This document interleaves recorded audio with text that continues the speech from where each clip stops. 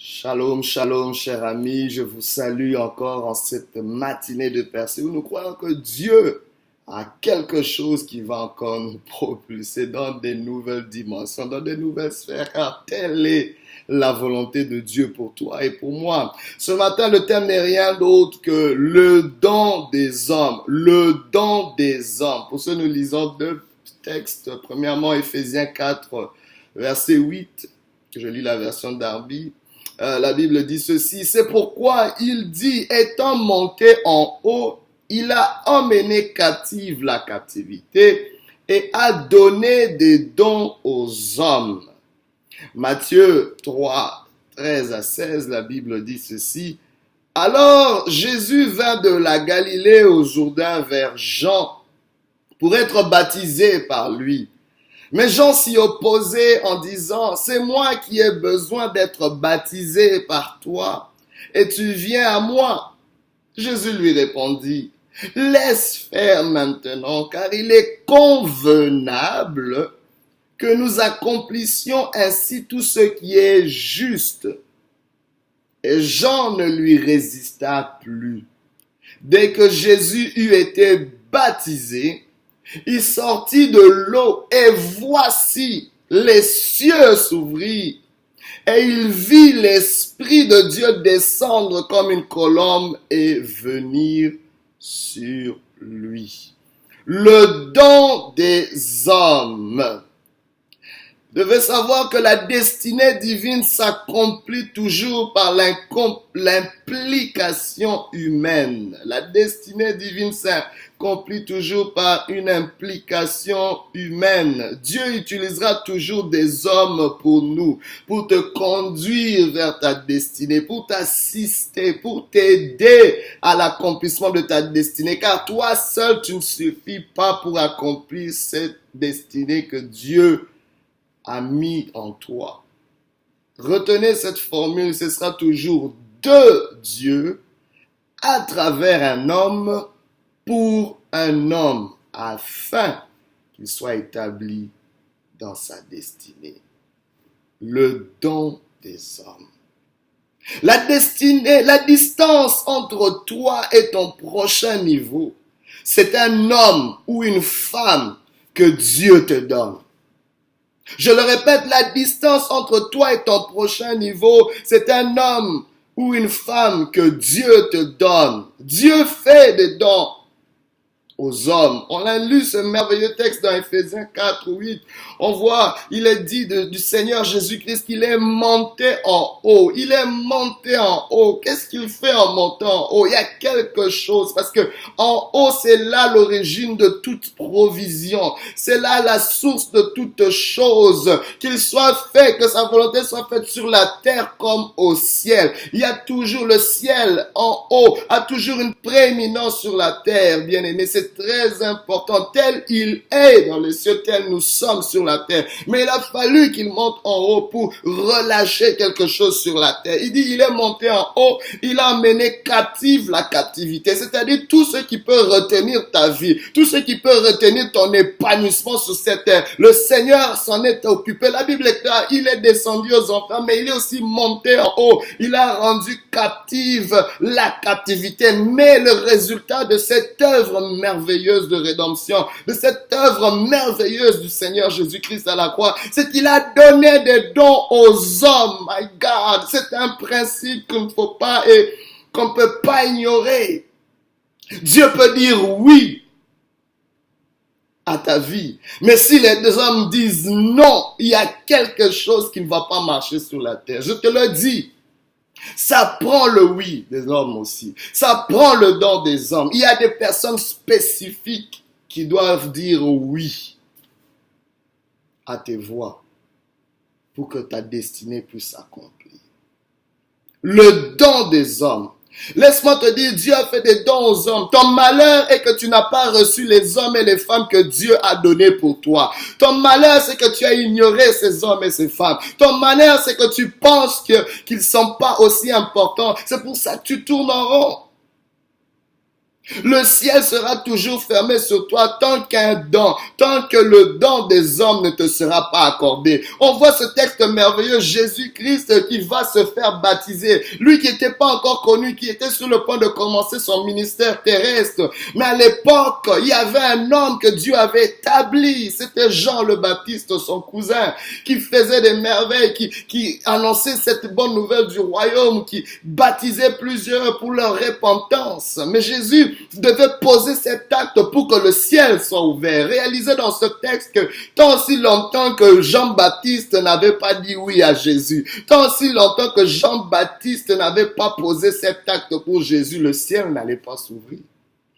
Même lui qui était Dieu, mais parce qu'il fonctionnait sur la terre, comme le Fils de Dieu, il devait respecter ce principe. Il va pour se faire baptiser. Jean le Baptiste objecte. Il dit non, c'est plutôt toi qui as besoin de me baptiser parce que tu es plus grand. Je ne suis même pas digne de délier les lacets de tes sandales. Je ne suis pas digne. C'est toi l'agneau de Dieu qui enlève le péché de moi. C'est toi le Seigneur des Seigneurs, le Roi des Rois. Jésus dit non, Jean, faisons-le afin d'accomplir tout ce qui est juste. C'est quoi qui est juste? Ce qui est juste, c'est d'honorer les principes que Dieu a établis d'avance. Parce que Jésus dit non, il avait été écrit dans les Écritures 500 ans avant moi que je devais passer par ceci, par cela. Il avait été écrit que je devais être reconnu publiquement ainsi. Et Jean ne pouvait pas faire objection à cela parce que l'autorité des Écritures primait au-dessus de toute chose. Et Jean a compris ce langage. Il dit, je veux le faire par obéissance aux saintes Écritures. Parce qu'il est convenable de respecter les principes que Dieu a établis. Il y a des voies de Dieu pour arriver au sommet. Et la Bible nous montre, dès que Jésus eut été baptisé, quand il sortit de l'eau, qu'est-ce qui se passe? Les cieux s'ouvrirent. Il y a une connexion avec cela. Avant cela, les cieux n'étaient pas ouverts. C'est seulement dans ce texte qu'on dit que le ciel s'est ouvert. Et quand le ciel s'est ouvert, on vit l'Esprit de Dieu descendre comme une colombe et venir sur lui. Et on voit le Père attester que celui-ci est mon Fils bien-aimé.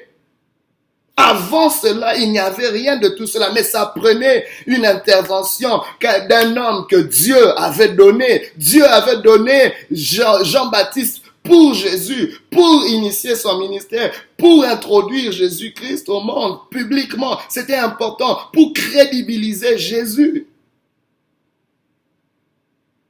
C'est très important. Il y a plusieurs dimensions dans les hommes. Mais c'est la dimension que tu honores qui te bénira. Jésus devait honorer cette dimension dans Jean-Baptiste. Il dit, c'était pas juste un homme qui baptisait. C'était pas juste mon cousin dans la chair. Oh my God, Jésus dit de Jean-Baptiste que de tous ceux qui sont nés de femmes, il n'y a pas plus grand que lui. My God, Jésus rend honneur et hommage à Jean-Baptiste. Jésus ne le fait pas pour le flatter. Il reconnaît ce qu'il y a en Jean-Baptiste parce que c'est lui qui est venu comme mon précurseur pour préparer le chemin. Il est la voix de celui qui crie dans les déserts. Sans le message de Jean-Baptiste, sans Jean-Baptiste qui pouvait pointer à Jésus-Christ, les gens n'auraient pas su qui était le Messie, qui était l'agneau de Dieu. En pointant vers lui, Jean-Baptiste crédibilisait Jésus. Il ouvrait une porte à Jésus. C'était un don de Dieu pour lui. Très important.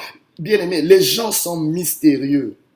Et tout ce qu'on voit n'est pas tout ce qu'il y a. J'aimerais t'aider à entrer dans une autre dimension, à voir au-delà de ce que tu vois dans un homme. Il y a une dimension mystérieuse que tu ne saisis pas. Un homme n'est pas juste un homme, c'est un don de Dieu. C'est un don de Dieu. Tu ne sais pas ce qui est caché. Parfois même ces hommes ignorent même qu'ils sont des dons de Dieu. Mais je prie qu'aujourd'hui tes yeux s'ouvrent, que tu puisses discerner le Jean-Baptiste que Dieu a envoyé pour toi. Il a peut-être envoyé un don. Un homme comme un don pour ta famille. Un homme comme un don pour tes business. Un homme comme un don pour ton ministère. Un homme comme un don pour tes finances. Je ne sais pas quelles sont les personnes, les hommes et les femmes que Dieu a envoyés pour t'endosser, pour te crédibiliser, pour t'amener dans le sommet. Mais il y a un niveau, bien aimé. Tu es en retard à cause de ces hommes que tu n'as pas reçus. Ces hommes que tu n'as pas acceptés.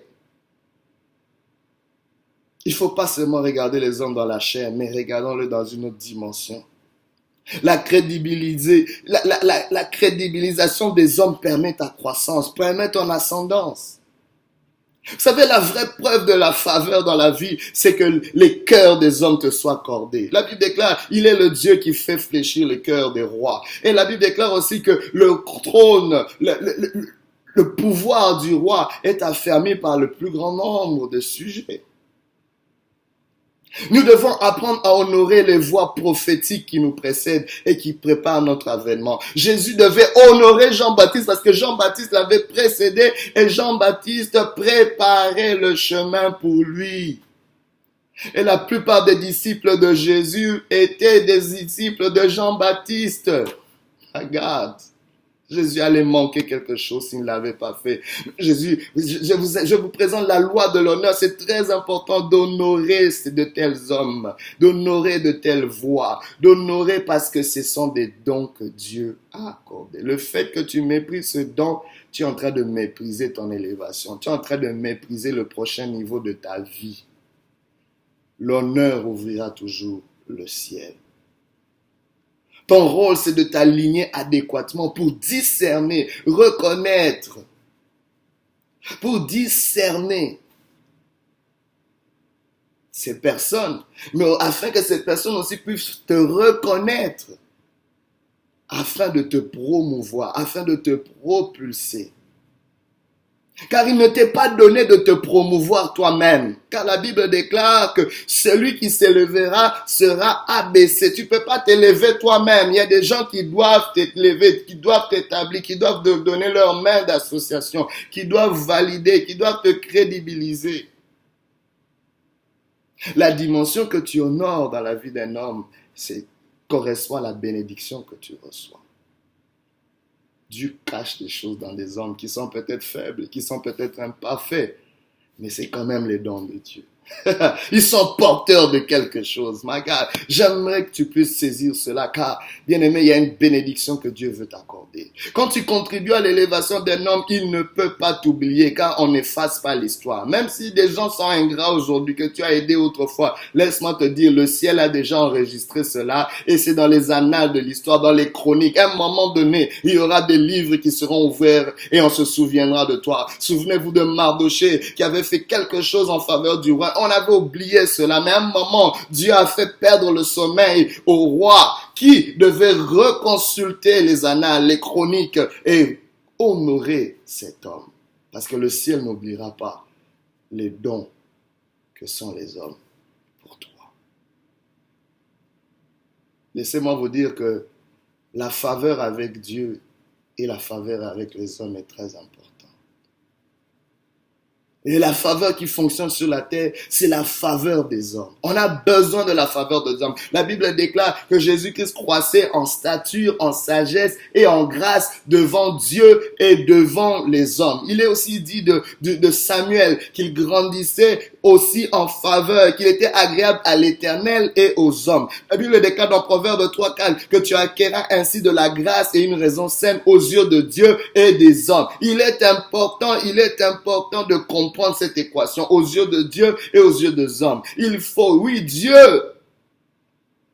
t'approuve, mais tu as besoin aussi d'une approbation quelconque, quelque part sur la terre. Car les cieux sont les cieux de Dieu, mais il a donné la terre aux hommes. Toi qui ignores l'homme, tu vas souffrir longtemps. Tu as besoin aujourd'hui, demande, Seigneur, fais-moi trouver grâce aux yeux des hommes. Peut-être que ton prochain emploi, c'est dans les mains d'un homme. Dieu, le ciel est déjà ouvert, mais il y a juste un homme qui ne veut pas relâcher cela. Il faut que Dieu t'accorde cette grâce. Je prie au nom de Jésus que les hommes qui sont des dons pour toi soient relâchés là où ils sont maintenus, là où ils sont retardés, qu'ils soient relâchés en ta faveur. Que Dieu permette cette rencontre, ce point de contact entre toi et les dons des hommes, entre toi et les dons des femmes que Dieu a prévus sur ta vie. Je prie que le voile soit déchiré. Je prie que le voile soit ôté. Que ces hommes, ces femmes ne soient plus cachés devant tes yeux. Dans le nom de Jésus-Christ, je prie que tu puisses fonctionner selon la loi d'honneur. Que tu puisses fonctionner selon l'humilité. C'est très important. Quelles sont les personnes que Dieu a oint pour ton élévation? Ton mariage, ton travail, ton avancement est dans les mains des hommes.